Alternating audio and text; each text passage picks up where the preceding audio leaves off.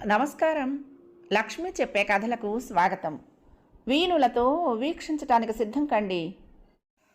ప్రియ సఖులు, ఇప్పుడు మనం సుప్రసిద్ధ రచయిత్రి శ్రీమతి ఇంద్రగంటి జానకి బాలగారు రచించిన నిజానికి అబద్ధానికి మధ్య ధారావాహికంలోని 7వ భాగాన్ని ముగింపుని వినేసేద్దామండి.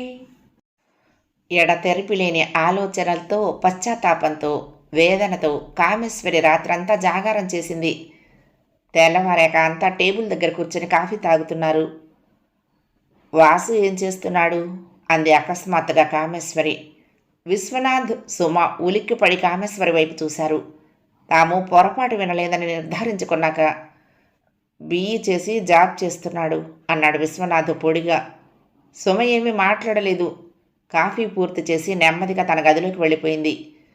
కామేశ్వరి చాలా నిదానంగా భర్త భుజాల మీద చెయ్యి వేసి, నన్ను మీరు ఎలా అర్థం చేసుకుంటారో కానీ ఇన్నాళ్ల నా ఆలోచన తప్పని ఇప్పుడు నాకు అనిపిస్తోంది. మనం ఒక్కసారి మా అన్నయ్యని వదిన్ని చూసొద్దామండి అంది. అప్పుడు కామేశ్వరి కళ్ళల్లో ఏర్పడిన నీటి పొర చూసి విశ్వనాథ్ చెలించిపోయాడు. భార్యని పొదివి పట్టుకొని ఆమె వెన్ను నెమ్మదిగా నిమిరి, నీ ఇష్టం కావుడు, తప్పక వెళ్దాం అన్నాడు. అయితే రేపే వెళ్దాం అంది చటుక్కున. అకస్మాత్తుగా గుమ్మంలో దిగుతున్న కామేశ్వరిని విశ్వనాథ్ను చూసి విశాల నిర్ఘాంతపోయింది. అది ఒక్క క్షణం మాత్రమే. అంతలోనే సర్దుకుని గేటు దగ్గరకు పరిగెట్టి కామేశ్వరిని ఆప్యాయంగా లోపలికి ఆహ్వానించింది. బావున్నావా వదినా అడిగింది కామేశ్వరి. మాట్లాడుతూ ఉంటే ఆమె గొంతు వణికింది. అంతా బాగున్నావు, నువ్వేమిటలా నీరసంగా ఉన్నావు అంది విశాలాక్షి. అప్పుడే బయటకు వస్తున్న జగదీష్ చెల్లెల్ని చూసి ఉలిక్కిపడ్డాడు. సరిగ్గా తన తల్లి చనిపోయేటప్పటికి ఇదే వయసు. చిన్నప్పుడు కామేశ్వరిలో తల్లి పోలికలు ఎక్కువ కనిపించకపోయినా ఇప్పుడు వయసుతో పాటుగా వచ్చిన తల్లి కవళికలు చూసి అతను తత్తరపడ్డాడు. పైగా అనుకొని ఈ రాకకు కారణం ఊహించలేక మరీ కంగారు పడ్డాడు. ఏమిటండి అలా చూస్తుండిపోయారు అన్న విశాల మాటలకు స్పృహలోకి వచ్చి, ఏమిటిది కళా నిజమా అన్నాడు. విశ్వనాథ్ బావగారి చేతులు పట్టుకుని, ఇప్పుడు అర్థమై ఉంటుంది ఇది నిజమేనని అన్నాడు. కరుణను చూడటం ఇదే మొదటిసారి. ఆ పసివాళ్ళు వాళ్ళ ఆప్యాయతలు చూస్తూ ఉంటే తనలోని మూర్ఖత్వం ఎత్తు చూపుతున్నట్లు బాధపడింది కామేశ్వరి. ఆ రోజు మధ్యాహ్నం వాసు బొంబాయి వెళ్తున్నాడు. ఆ హడావుడిలో ఉంది విశాల. అనుకోకుండా కామేశ్వరి కళ్ళు వాసు కోసం గాలించడం మొదలుపెట్టాయి. వాసు అప్పుడే స్నానం చేసి టవల్ చుట్టబెట్టుకుని వస్తున్నాడు. వస్తూనే కొత్త వాళ్ళెవరో ఉన్నారని చట్టుకున్న పక్క గదిలోకి తప్పుకున్నాడు. అతన్ని కామేశ్వరి చూడనే చూసింది. గుండెల మీద ఎవరో కొట్టినట్లు అనిపించింది ఆమెకు ఆ క్షణంలో. అచ్చం అమ్మలాగే ఉన్నాడు అనుకుంది. వాసు పిలిచింది విశాల. వస్తున్నా వదినా అంటూ లుంగి కట్టుకుని షర్టు వేసుకుంటూ వచ్చాడు. ఎవరొచ్చారో చూడు అంది విశాలాక్షి. వాసు ఎవరో అర్థం కానట్లు చూసి చిరునవ్వు నవ్వాడు. కామేశ్వరి చనువుగా దగ్గరికి వెళ్ళి 2 చేతులు వాసు భుజాల మీద వేసింది. నీకు నేనెవరో ఎలా తెలుస్తుంది? తెలిసే అవకాశమే రాలేదు అంది. మీ అక్కయ్య వాసు చెప్పింది విశాల. వాసు చాలా మొహమాటంగా నిలబడిపోయాడు. అరగంటలో అంతా గలగల కబుర్లలో పడిపోయారు. పిల్లలు, చదువులు అన్నిటి గురించి మాట్లాడుకున్నారు. వాసు జర్మనీ ప్రయాణం ఆ రోజే కావటంతో దాని తాలూకు సన్నాహంతో ఇల్లంతా సందడిగా ఉంది. సుమ మొత్తానికి ఘటికురాలు అనుకున్నాడు జగదీష్.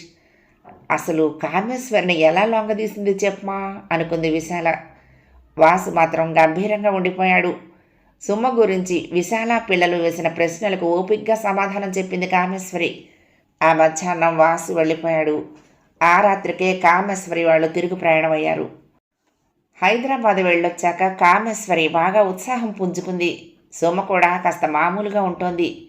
ఆ రోజు విశ్వనాథ్ ఇంటికొస్తూనే కామేశ్వరిని పిలిచి, భువనేశ్వర్ నుండి వస్తారనుకున్నామే, ఆ పెళ్లివారు మళ్ళీ వస్తామని రాశారు అన్నాడు. కామేశ్వరి ముఖం కళావిహీనమైంది. తిప్పుకోలేని బాధ ఆమెను చుట్టేసింది. ఇప్పుడు ఏం చేద్దాం అంది బాధగా. విశ్వనాథ్ వెంటనే ఏమీ సమాధానం చెప్పలేదు. నేరుగా లోపలికి వెళ్ళి బట్టలు మార్చుకుని స్నానం చేసి వచ్చాడు. కామేశ్వరి నిశ్శబ్దంగా కాఫీ కప్పు తీసుకొచ్చి ఇచ్చింది. ఎవరికి చేసినా జరిగిన విషయం చెప్పే చెయ్యాలి అన్నాడు విశ్వనాథ్. కామేశ్వరి మ్రాన్పడిపోయింది.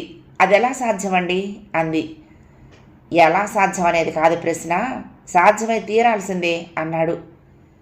చెప్పకుండా ఉంటే ఏమి అంది.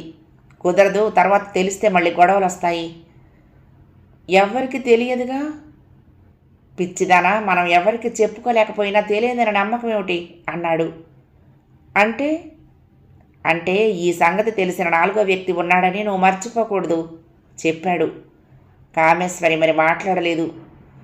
అప్పుడే గదిలోకి రాబోతూ తల్లిదండ్రుల మాటలు విన్న సుమబాల నిశ్శబ్దంగా తన గదిలోకి వెళ్ళిపోయింది. ఎక్కడికి కదిలేందుకు లేదు. ఇంట్లో కూర్చుంటే విసుగ్గా ఉంది ఆమెకు. కామేశ్వరి, విశ్వనాథ్ చాలాసేపు మాట్లాడుకున్నారు. చివరికి వాళ్ళు భువనేశ్వర్ సంబంధానికి తిలోదకాలు ఇచ్చేశారు. ఆ తర్వాత అసలు సుమ పెళ్లి ఎలా చెయ్యాలా అనే ఆలోచనలో పడ్డారు. ఆ రాత్రంతా కామేశ్వరి భర్త చెప్పిన మాటలే ఆలోచించుకుంటూ పడుకుంది. వాసుకి సుమనిచ్చి పెళ్లి చేస్తే అనే ఆలోచన వచ్చింది. తాను రభస చేస్తే తప్ప వాసు గురించిన విషయం ఎవ్వరికీ తెలియదు. ఇప్పుడు సుమకు జరిగిన అవమానం గురించి విశాల అర్థం చేసుకోగలదు. ఆమె మాట అంటే వాసుకి వేదం. తను జీవితంలో ఓడిపోయిందా అనే ఆలోచన తరచూ ఆమెను బాధించినా ఒక్కటే అనుకుంది. తన ఆలోచన విధానంలో మార్పు వచ్చింది. దానికి కారణం తనకు తగిలిన దెబ్బే. అయితే తనకు బుద్ధి చెప్పటానికే దేవుడు అమాయకురాలైన సుమని దెబ్బ కొట్టాడెందుకు? ఇక ముందైనా సుమ ఆనందంగా ఉండాలి. అది ఆనందంగా అలా ఉండాలి అంటే ఆమెను కడుపులో పెట్టుకునే వాళ్ళకి అప్పగించాలి. విశాల కంటే ఇంకెవరున్నారు? వాసు అన్ని విధాలా తగినవాడు.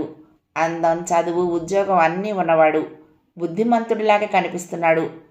విశాలకు అసలు విషయం చెప్పి ఒప్పిస్తే సరి అనుకుంది. ఇలా ఆలోచిస్తూ ఉంటే తన దుస్థితికి తనకే ఏడుపు వస్తోంది కామేశ్వరికి. తన మీద తనకే జాలి. తనలోని అహంకారాన్ని కొట్టడానికి దేవుడే ఇలా చేశాడని కామేశ్వరికి దుఃఖం కలుగుతోంది. సుమ కిటికీ తలుపులు తీసి సున్నితంగా తెరలు తొలగించింది. దూరంగా సముద్రం నీలం పట్టుచీర పరిచినట్లు గాలికి కదలకుండా కదులుతోంది. నీరెండ ఆకాశంలో నుంచి కరిగించిన బంగారు నీరు జాలువారుతున్నట్లుంది. కాసేపు అలా చూస్తూ ఉంటే సుమ మనసు ఆనందంతో పరవశించిపోసాగింది. ఆమెకు సముద్రం అంటే ఎంతో ఇష్టం. 6 ఏళ్ల పిల్లగా ఉన్నప్పటి నుంచి అమాయకంగా చూస్తూనే ఉంది. తనెంతో మారిపోయింది. కానీ ఈ సముద్రం ఇన్నేళ్లలో కొంచెం కూడా మారలేదు. వెనకగా వచ్చి వాసు సుమ భుజాల మీద చేతులు వేశాడు. ఆమె ఉలిక్కి పడలేదు. ఆమెకు తెలుసు అతను తన వెనకగా వస్తాడని, అలాగే చేతులు వేస్తాడని. సుమ, నువ్వు గొప్ప నటివి. నీ నటనా శక్తిని సరైన పద్ధతిలో ప్రదర్శించి కృషి చేస్తే నీకు ఊర్వశి బిరుదు కూడా రావచ్చు అన్నాడు. అతని మాటల్లో ఉన్న వేళాకోళం, సరదా ఆమెకు ముచ్చట కలిగించాయి. మంచి మాట చెప్పావు. నాకు అసలు ఎదుట ఎవరైనా కనిపిస్తే నోట్లో నుంచి మాటే ఊడిపడదు. నాకు చచ్చే భయం అంది. ఆహా, అలాగని నన్ను నమ్మమంటావు అన్నాడు కొంటిగా చూస్తూ. నమ్మటం నమ్మకపోవటం నీ ఇష్టం కానీ అది నిజం అంది. మారే పాపం, అందుకే అంత అమాయకత్వంగా అందరినీ అదరగొట్టావు అన్నాడు. అవును, అభినేత్రి అని ఒక టీవీ ఫిల్ము అరగంట క్రితమే సత్యజిత్ రే తీసింది వేశారు. నువ్వు చూసావా అంది సుమ. ఏం చూశాను అన్నాడు. మరి ఇంకేం, మనం నిత్య జీవితంలో ఎంతో నటిస్తాము. జీవితంలో అవసరాలు మరీ సమర్థవంతంగా మనల్ని నటింపజేస్తాయి. అలాగని రంగస్థలం మీద నటించగలమనుకోవటం పొరపాటు. మన నటనలో మనదే స్క్రీన్ ప్లే, మనదే దర్శకత్వం, మనవే డైలాగులు. మనసుకు జంజాటను కలిగించే సంఘటనలు, వాటి నుండి బయటపడవలసిన ఆవశ్యకత, ఇవే మనిషిని జీవితంలో, ఈ జీవిత రంగస్థలంలో మహానటుని చేస్తాయి, మహానటిని చేస్తాయి. ఇక్కడ అంతే. నిజానికి అమ్మని చాలా బాధించాను. తప్పనిసరైంది. మరోలా ఆమె ఆలోచన విధానం మార్చటం కష్టం. ఇదేదో వీరోచితంగా చేసి అమ్మను దూరం చేసుకోలేను. ఆమె మాట కాదన్నాను అనే బాధ ఆమెకు జీవితాంతం కలిగించలేని వాసు చెప్పి సుమ పెద్దగా ఊపిరి పీల్చుకుంది. వాసు ఆమె వైపు ఆశ్చర్యంగా చూస్తూ ఉండిపోయాడు. పోనీ నాతో కూడా అదే నాటకం కాసేపు ఆడితే నా రంగు కూడా బయటపడేదిగా అన్నాడు. వద్దు వాసు, నువ్వు ఇప్పటికే మానసికంగా బాగా దెబ్బతిని ఉన్నావు. మళ్ళీ నిన్ను బాధించే హక్కు నాకు లేదు. పైగా నిన్న ఆ విధంగా పరీక్షించాల్సిన అవసరం నాకేమీ లేదు అంది. బయట పూర్తిగా చీకటి పడి, ఆ చీకట్లో నుంచి నక్షత్రాల కాంతి దూరంగా సముద్రం మీద పడి వింత వింత అందాలు విరజిమ్ముతోంది. వాసు అటే చూస్తున్నాడు. సముద్రం ఆకాశం ఎంత బాగున్నాయో కదూ అన్నాడు.